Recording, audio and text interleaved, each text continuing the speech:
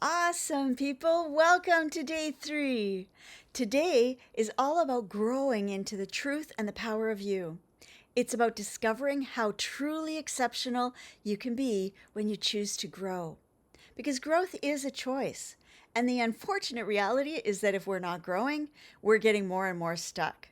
It's a little like quicksand. If we're not getting out of it, we're sinking into it. That spiral's either going up or it's going down. Same thing with life. If we're not moving forward, making conscious choices to learn and grow and develop into the people that we know we can be, well, we get stuck and then we start falling back. And you can see this with your own business too. I wonder how many of you resonate with this story. You start a business, it's super exciting, it's new, it's shiny, there's tons of potential, tons of income, or at least it's meant to create tons of income. But then it kind of doesn't, and it's not really helping you, and you're not really translating your vision into your reality. So what do? You check out some YouTube videos for solutions, but it never really sticks and doesn't really make sense. So you try this miracle fixer and that miracle program, but nothing works. And you can't even figure out what the problem is because you've tried a little bit of everything. Is it your message? Is it your marketing? Is it your offer? Is it your funnel or your lack of funnel? Frustration builds, right? Until after a while, you start to doubt yourself and your business and your whole dream. You might even think about dropping it, getting a job, and forgetting the whole thing. Except that it won't let you, will it? It keeps niggling at you, pulling on you, driving you. And then, so if you pick it up again after a while, it's even worse. Those little pieces of information you learned before are gone, and you never got far enough with them for it to be comfortable or natural for you, like riding a bike. You actually have to learn how to ride a bike in order to remember how to do it. Same with your business. For it to feel easy, you have to do the learning. And it's not going to happen overnight, and it shouldn't, because what comes too easily is often gone too quickly. And that's what really sets apart the people who get it from the people who don't. The people who do the growing, the learning, the improving, they are the ones who get the rewards, and they deserve them. Because I know this, you can be truly exceptional. You have it in you. You proved it to yourself already this week in the earlier exercises. You are already amazing. You already have an incredible vision of the world. Now we just have to tap into that potential and show you how awesome you can be. From what was posted in Facebook, I know you want to be awesome. You were born to be awesome. None of you are saying, I just want to be like, okay, right? Because this is about more than business. It's about more than money and freedom and even changing the world. It's about growing as a person, as a soul. And it's about proving to yourself that you have way more than average inside of you. So I ask you this, why not be truly exceptional? Why the heck not? I'm telling you, you can be everything you dream you can. I'll talk more about that in a minute. So today is all about growth.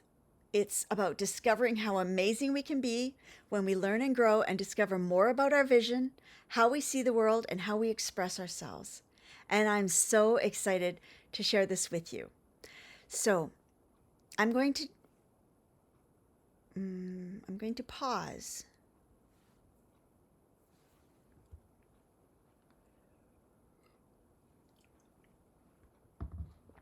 Because this is not what I'm going to say. Okay, so let's dive in. As a recap, day 1, we looked at where you want to be, what your dream is. We gave that some power. Day 2 was looking at what's creating the gap and also starting to clear the energy around that block so it's no longer as active in your subconscious. It's ready to start undoing. It's ready to start allowing a new result to come in your life. Day 3 is where we really kick that into high gear. So I'm really excited about day 3 for you. And this is also the day where I'm going to get to tell you how you can take this to the next level of transformation in terms of your subconscious programs and the results that you're creating in your life and the results you want to create in your life. Okay, so who told you you weren't good enough? With imposter syndrome, we tend to feel like a fraud because no matter how well we might be doing, there's always someone else doing so much better. And while we're all too aware of our own shortcomings and lack of confidence, from the outside, everybody else looks so knowledgeable and smart and together. Here's the trick though. You look like that to other people.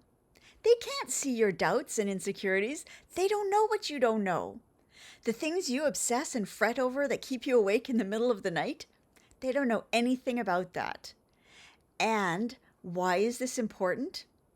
Because you can't see their doubts and insecurities and confusion either.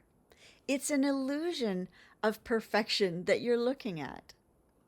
Imposter syndrome means that we feel like fakes who fooled the world into believing that we're actually much better than we are. It might interest you to know that you're not alone in this. Almost everyone has this.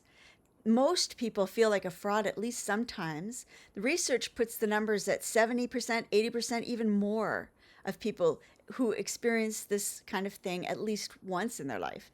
You can be the most successful person in the world and still feel like a fraud. Dr. Margaret Chan, ranked as the 13th most powerful woman in the world, has imposter syndrome. Sheryl Sandberg, Harvard grad and Facebook COO. Billionaires like Mike Cannon-Brookes, co-founder of Atlassian, is that how you say that?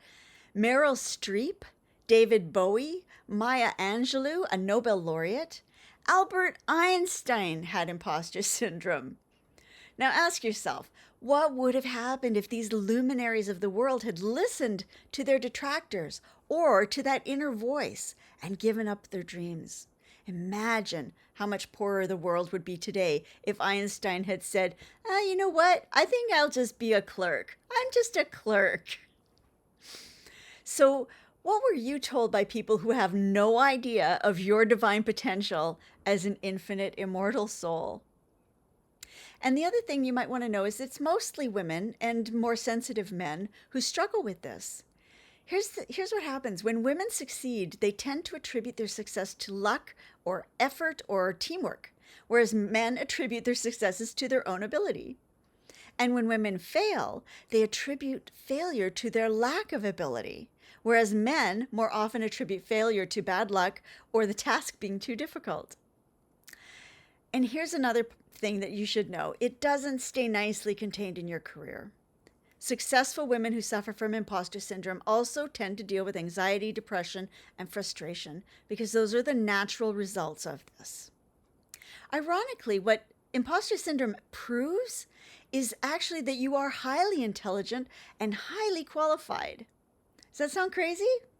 There's something called the Dunning-Kruger effect, which states essentially that the more skilled you are, the more you feel like a fraud. It's a matter really of knowing how much you don't know. Where people who don't know very much at all tend to have a lot of confidence simply because they have no idea how much they don't know. So from the inside, you think everyone else knows a lot more than you do. You have this picture in your head of everyone else's knowledge and your knowledge like this, right? What you don't realize is A, they think the same about you, and B, you actually do know a lot more than most people. It's often the case of this is you and this is other people, right? And that's just on the material level, the muggle level. I wanted to share this with you because it's very practical and there's science behind it and statistics. The brain can get a hold of that. The next part has science behind it too, but it still feels to our materialistic brains very nebulous and unreal. So let your heart hear this part. All there is in the cosmos, according to quantum physics, is consciousness. One consciousness.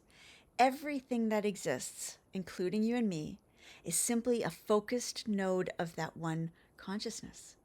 In other words, you are part of the source that creates you, an inseparable part.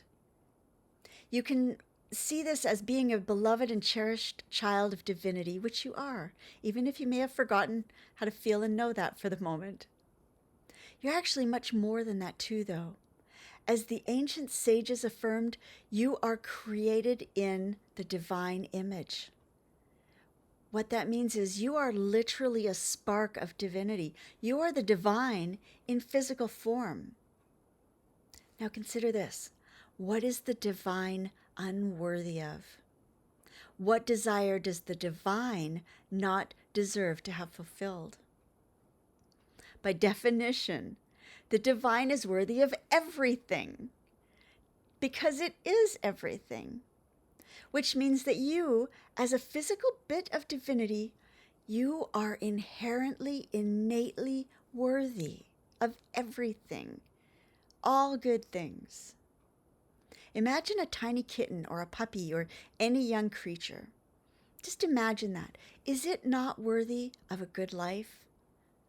Is it not worthy of love and nourishment and support and safety and well-being of all kinds?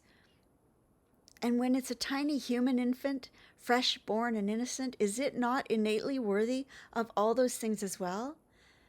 Of living up to its potential?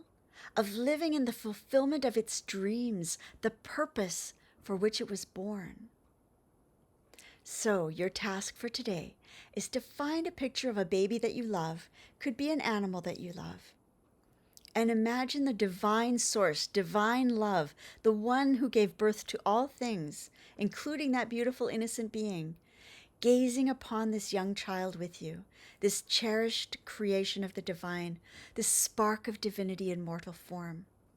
Sit with this image and feeling for a minute or two and invite divine love to speak through you.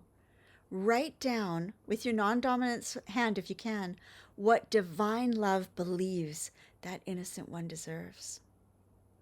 And then, if you're willing to take it another step, find a baby picture of yourself and realize you are that baby.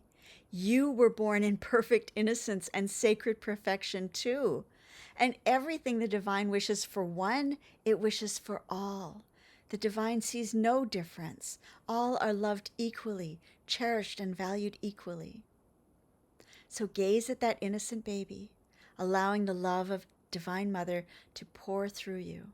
Feel how loved that baby was and is by the source that created it. And then share what you've written. You can share the picture too on the comments below, and comment on at least one other post. And remember, we're doing good vibes only. So, dear one, this is just the tip of the iceberg, isn't it? But such a powerful tip. It's like the crystal tip of a magic wand stirring the energy of transformation. And it's going to show us how amazing it is to step into new ways of seeing and doing things, and the confidence and empowerment and freedom and happiness that comes from acknowledging these truths of you. And now today, it's my turn also to share with you how you can dive in deep, how you can see how big the iceberg is under the water and tap into all of that magic that's waiting for you, the sum of all your potential. And join me live today so we can talk more about this, and I can offer you some extra magic to help you on your way. I can't wait for you to see even more about what is possible for you, because it's not only good for you, it's good for the whole world. So thank you again for joining me. I'll see you soon. Bye-bye.